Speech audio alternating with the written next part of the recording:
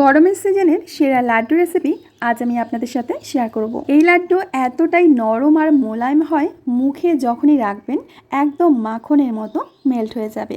আর এই লাড্ডু বানানোর সময় দুটো কথা অবশ্যই মাথায় রাখবেন, না হলে এই লাড্ডুটাই এত পরিমাণে শক্ত হবে যে আপনি ভাঙতেই পারবেন না। যেই খাবে এই লাড্ডু আপনার প্রশংসা করতেই থাকবে, এতটা পরিমাণে টেস্ট হয় যে আপনারা ভাবতেই পারবেন না।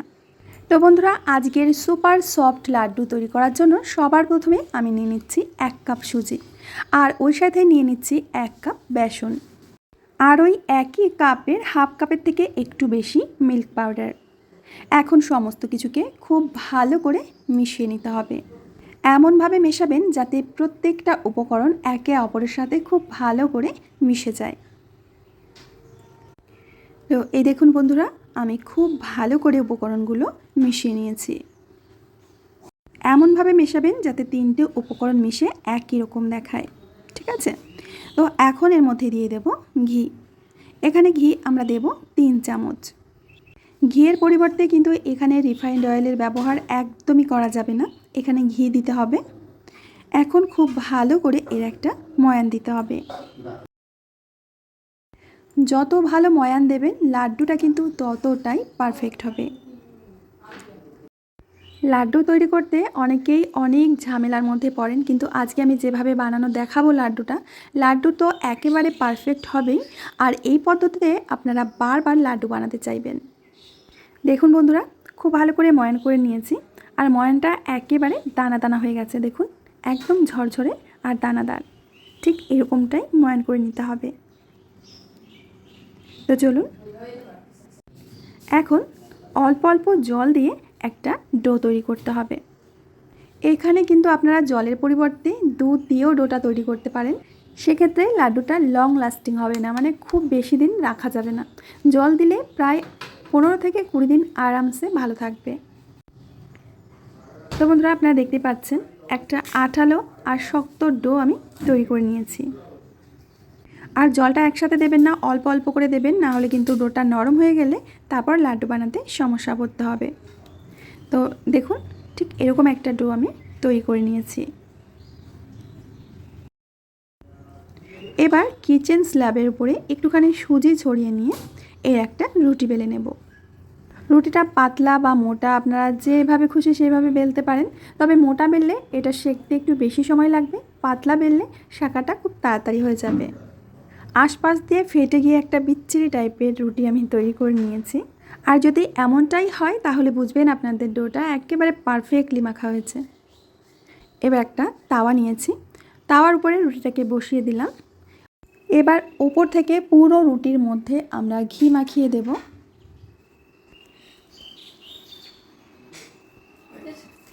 ঘি মেখে দিয়ে নিচের পাশটা হয়ে আসলে রুটিটাকে উল্টে দিতে হবে। এবার ওপরের দিকেও ভালো করে ঘি মেখে দিতে হবে। আর এটা ভাজতে খুব বেশি একটা সময় লাগবে না, মোটামুটি 7 থেকে 8 মিনিটের মধ্যেই দেখবেন রুটিটা ভাজা হয়ে যাবে।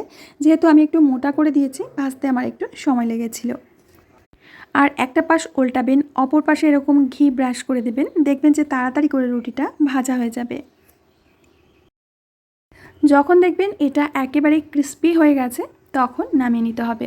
তো রুটিটা খুব ভালো করে আমি ভেজে নিয়েছি, ঠিক এরকমটাই কিন্তু হবে।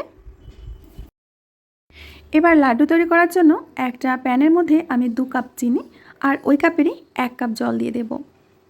এবার মিডিয়াম ফ্লেমে চিনিটাকে ভালো করে জাল করে গলিয়ে নিতে হবে। এখানে চিনির কোনো তার বাঁধানোর দরকার নেই, মোটামুটি চিনিটা মেল্ট হয়ে গিয়ে একেবারে একটু চিটচিটে বা একটু ঘন টাইপের শিরা তৈরি হবে, ততক্ষণ পর্যন্ত জাল করতে হবে। তো বন্ধুরা, চিনির শিরাটা আমার জাল করে নেওয়া হয়ে গেছে, এর থেকে বেশি জাল করার প্রয়োজন নেই। এবার আমরা যে রুটিটা ভেজে রেখেছিলাম এই রুটিটাকে টুকরো টুকরো করে ফেলতে হবে। এইভাবে আমি ভেঙে নিচ্ছি। লাড্ডু বানানোর সবথেকে সহজ প্রক্রিয়া যদি থাকে তাহলে অবশ্যই এটা। আমি বলবো এই একটা রুটিতে কিন্তু আমাদের প্রায় 10 থেকে 12টা লাড্ডু তৈরি হয়ে যাবে। তো আমি ঠিক এরকম টুকরো করে নিয়েছি। এবার একটা মিক্সিং জারের মধ্যে এই ভেঙে রাখা টুকরোগুলো দিয়ে দিচ্ছি। আর রুটিটা চাপ দিলে যদি এরকম গুঁড়িয়ে যায় তাহলে বুঝবেন এটা ঠিকঠাক ভাজা হয়েছে। এটা গুঁড়ো করার সময় মিক্সিটা চালাবে আর বন্ধ করবে। ঠিক এইভাবে আমি গুঁড়োটা করে নিয়েছি, আর গুঁড়োটা দানা দানা রয়েছে সেটা দেখতেই পাচ্ছ। আর এরকমটাই কিন্তু রাখতে হবে। এখন এর মধ্যে আরও 2 চামচ মতো ঘি দিয়ে দিচ্ছি। ঘিটা দিলে লাড্ডু যেমন পারফেক্ট হবে, লাড্ডুর টেস্টও কিন্তু দ্বিগুণ হয়ে যাবে। তো খুব ভালো করে আমি আবারও ময়ান করে নিচ্ছি, মানে ভালো করে ঘিটাকে মিশিয়ে নিতে হবে আর কি।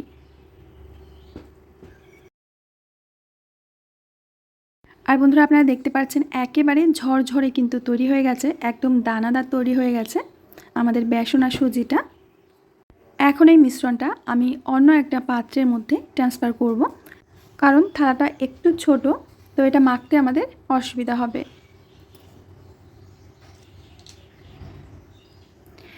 এবারে গরম গরম চিনির শিরা আমি এই মিশ্রণের মধ্যে দিয়ে দিচ্ছি। তবে একসাথে দিতে যাবেন না, অল্প অল্প করে দেবেন, বুঝে নিয়ে দিতে হবে।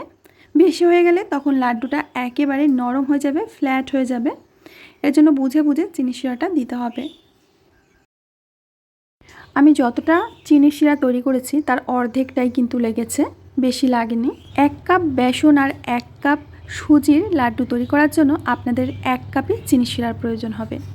খুব ভালো করে মিশিয়ে নিয়ে এবার আমরা লাড্ডুগুলো পাকিয়ে নেব। প্রথমে হাতের মধ্যে করে এইভাবে চেপে নিয়ে তারপর হালকা হাতে এইভাবে গোল করে নেবেন। দেখবেন যে খুব সুন্দরভাবে লাড্ডুটা কিন্তু বেঁধে যাচ্ছে। এই দেখুন, খুব সুন্দর একটা লাড্ডু তৈরি হয়ে গেছে। সমস্ত উপকরণের পরিমাপ যদি আপনারা ঠিক রাখেন তাহলে কিন্তু লাড্ডুগুলো একেবারেই পারফেক্ট তৈরি করতে পারবেন। আমি আরও একটি লাড্ডু তৈরি করে দেখাচ্ছি।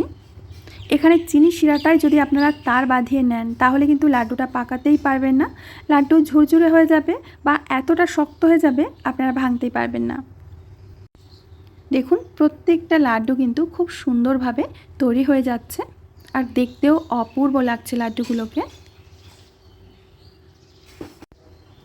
তো বন্ধুরা, একে একে আমি সব কটি তৈরি করে নিয়েছি, আর দেখুন এটা দেখতে কতটা পরিমাণে লোভনীয় লাগছে।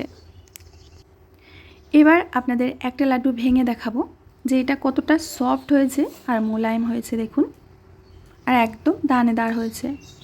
এর আগে আপনারা অনেক ধরনের লাড্ডু খেয়েছেন, মতিচুর লাড্ডু বা বেসনের লাড্ডু, এরকম অনেক ধরনের লাড্ডু খেয়েছেন, কিন্তু এই লাড্ডুটা একবার বানিয়ে খেয়ে দেখবেন, খেতে কিন্তু দারুণ লাগে। তো বন্ধুরা, আশা করছি প্রতিদিনের মতো আজকের রেসিপিটা আপনাদের অনেক ভালো লেগেছে। ভালো লাগলে প্লিজ লাইক, কমেন্ট, শেয়ার করবেন।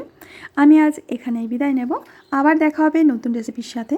ততক্ষণের জন্য সবাই ভালো থাকবেন, সুস্থ থাকবেন, আনন্দে থাকবেন।